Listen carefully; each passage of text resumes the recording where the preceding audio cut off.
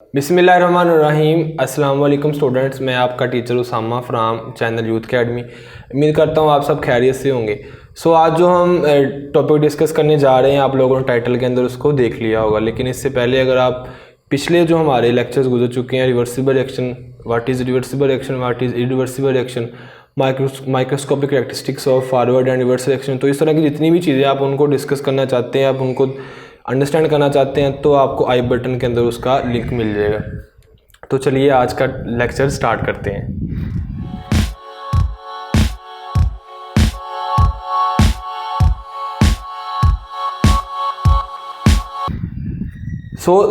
इस लेक्चर के अंदर जितनी चीज़ें होंगी आप लोगों को स्क्रीन के ऊपर नज़र आ रही होंगी, हम उन्हीं को आज डिस्कस करेंगे। इस चैप्टर के अंदर सिर्फ एक ही चीज़ का बार बार जिक्र होगा, वो है सिर्फ और सिर्फ रिवर्सिबल रिएक्शन। ठीक है, तो आप लोगों ने इस चीज़ को ज़हन के अंदर रखना है कि रिवर्सिबल रिएक्शन जो है ना, उनका इस चैप्टर के अंदर बहुत ज़्यादा डिस्कशन होनी है।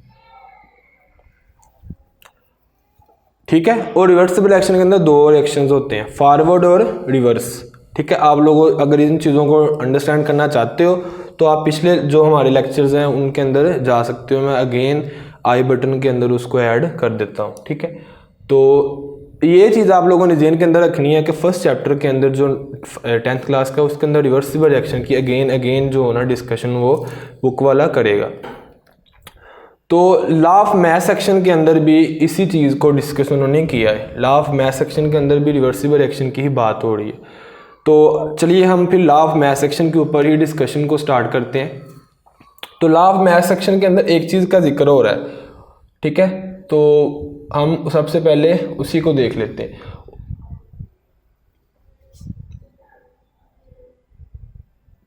किसी भी चीज़ का जो रेट है ना,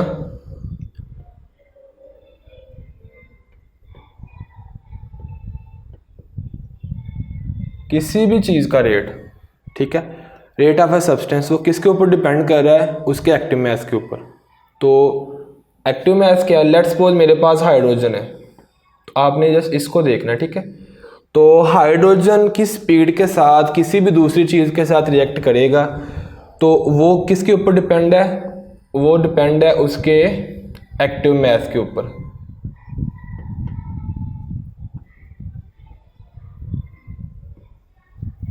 ठीक है जी, किसी भी चीज़ का। ठीक है, यहाँ पर किसी भी सब्सटेंस की बात हो रही है, चाहे वो सब्सटेंस हाइड्रोजन हो, चाहे वो सब्सटेंस कोई भी हो, तो वो जो कोई भी सब्सटेंस है उसका जो रेट है वो किसके ऊपर डिपेंड कर रहा है? उसके एक्टिव मास के ऊपर। ठीक है, फर्स्ट ऑफ ऑल आप इस चीज़ को अंडरस्टैंड कर लो। लेट्स सपोज अब मैंने अब किस चीज़ को डिस्कस करना है?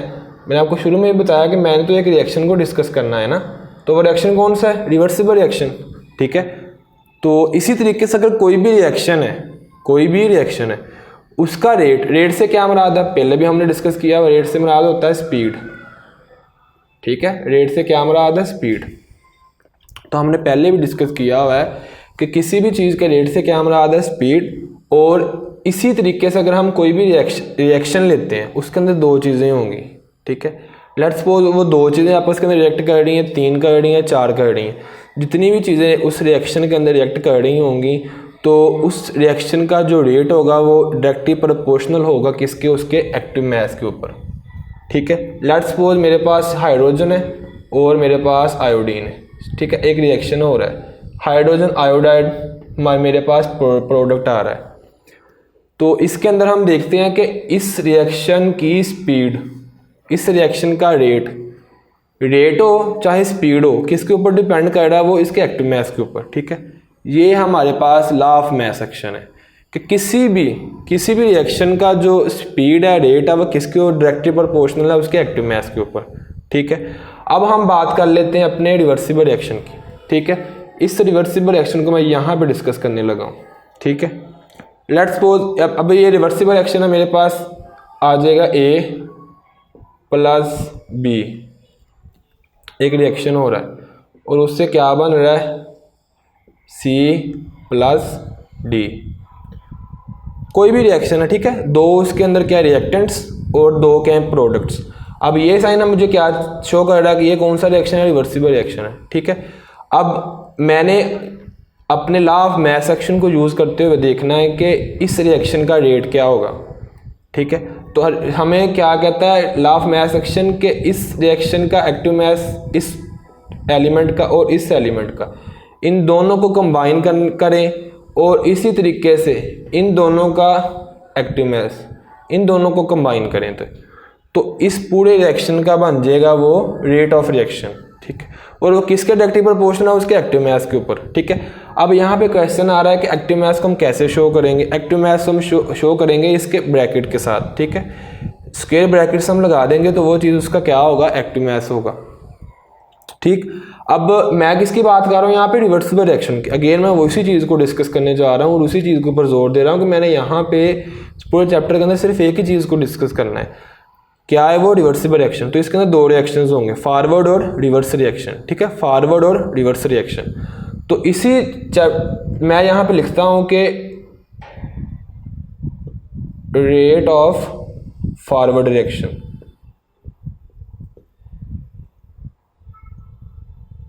वो डायरेक्टली प्रोपोर्शनल किसके होगा बेटा, वो डायरेक्टली प्रोपोर्शनल होगा इन दोनों के प्रोडक्ट के, क्योंकि यही तो रिएक्टेंट्स हैं, फॉरवर्ड रिएक्शन यही हो रहा है ना, इन दोनों से क्या बन रहा है, ये वाले प्रोडक्ट्स बन रहे हैं, ठीक है।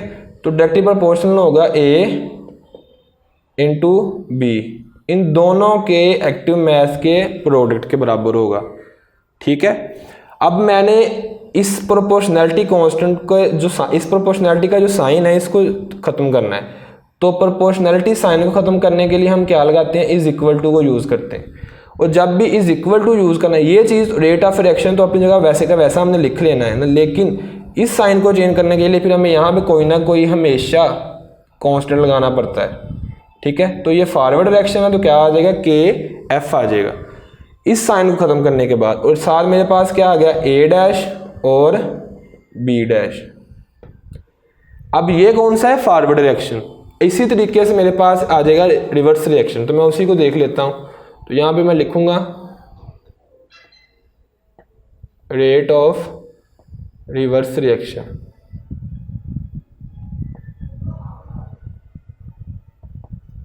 किसके डायरेक्टली प्रोपोर्शनल है सर, वो डायरेक्टली प्रोपोर्शनल है।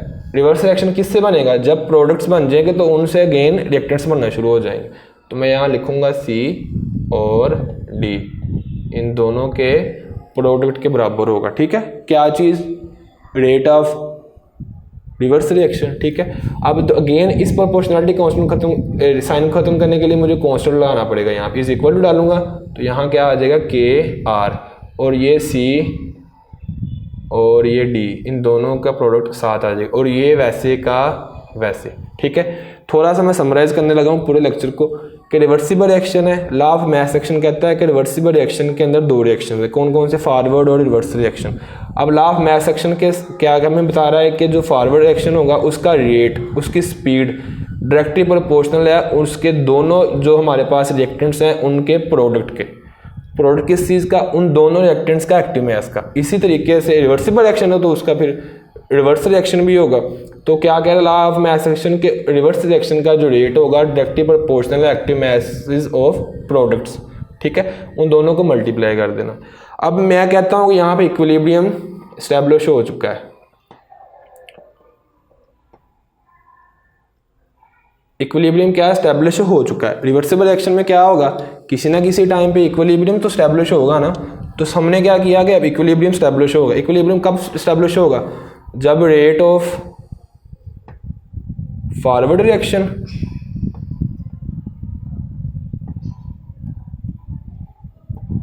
इज इक्वल टू आ जाए किसके, रेट ऑफ रिवर्स रिएक्शन।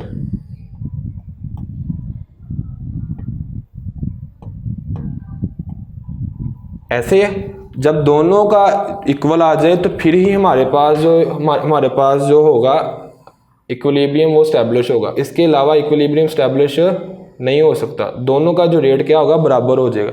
तो मैं इन्हीं की वैल्यू पुट करने लगा हूँ। ये देखो इस रेट की वैल्यू क्या है फॉरवर्ड की, मैं इस इक्वल टू दरमियान में वैसे का वैसे आएगा। तो यहाँ क्या आ गया KF, साथ में क्या आएगा AB।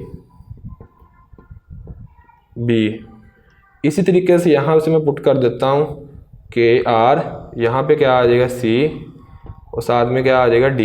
उन दोनों का एक्टिव मास आ जाएगा, ठीक है, उन दोनों का एक्टिव मास का प्रोडक्ट आ जाएगा, ठीक है। अब ये के एफ है, ठीक है। हमारे पास 1 2 और 3, ये तीनों चीज़ें आपस के अंदर क्या हो रही हैं, मल्टीप्लाई हो रही हैं, ठीक है। तो हमारे पास इक्विलिब्रियम क्या इस्टेब्लिश हो चुका है, यहाँ के एफ है 1 2 3, ये तीन चीज़ें मल्टीप्लाई आपस के अंदर हो रही हैं, ठीक है। देखो इन्हीं इसी वैल्यू को मैंने यहाँ पुट किया है और इसी तरीके से इसको वैल्यू पुट किया है, ठीक है। अब मैं क्या करूँगा, ये तीनों अगर मल्टीप्लाई हो रही हैं तो इनमें से किसी भी चीज़ को इधर आगे मैं डिवाइड कर सकता हूँ, क्योंकि तीनों इधर क्या हो रही है, मल्टीप्लाई हो रही हैं। तो क्या आ जाएगा, सपोज मैं इधर के आर को लेके आना चाहता हूँ, तो क्या आ जाएगा के एफ ओवर के आर, ठीक है, इज इक्वल टू अपनी जगह वैसे का वैसे आ जाएगा, इज इक्वल टू अपनी जगह वैसे का वैसे। अब यहाँ पे क्या है, इधर वाले, क्योंकि के आर उधर चला गया, इधर क्या बचा,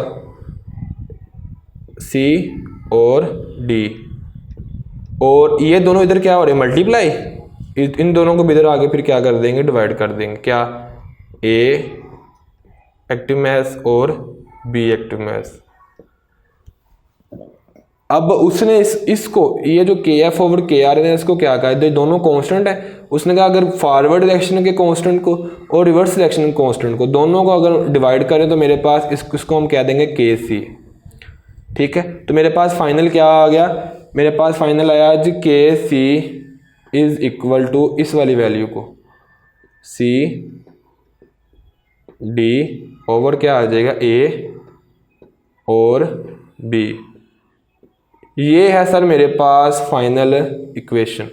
ज़्यादा डिटेल के अंदर जाने की ज़रूरत नहीं है, ज़्यादा लेंथी लेक्चर करने की ज़रूरत नहीं है, यही चीज़ें हैं और आप लोगों को इजीली अंडरस्टैंडिंग हो जाएगी। इसके अलावा अगर फिर भी आप लोगों को किसी भी प्रॉब्लम आ रही है तो आप इजीली मुझे जो है कमेंट बॉक्स के अंदर SMS कीजिएगा। अच्छा एक चीज़ और, अब ये के सी क्या चीज़ है, के सी क्या है, इक्विलिब्रियम कांस्टेंट है। देखो इक्विलिब्रियम क्या हो गया, एस्टेब्लिश हो चुका है,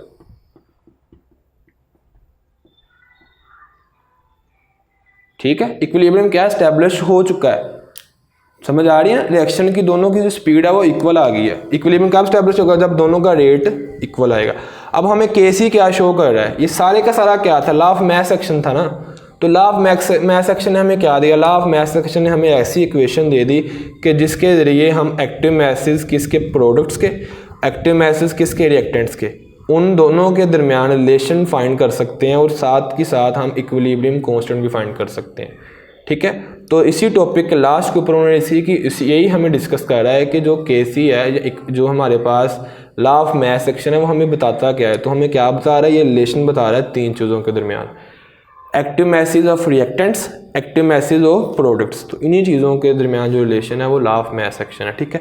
अगर फिर भी आप लोगों को किसी चीज़ की समझ नहीं आ रही लेक्चर्स की, तो आप कमेंट बॉक्स के अंदर ईज़िली अपना कमेंट को छोड़िए, मैं इंशाल्लाह उसको रिप्लाई कर दूँगा।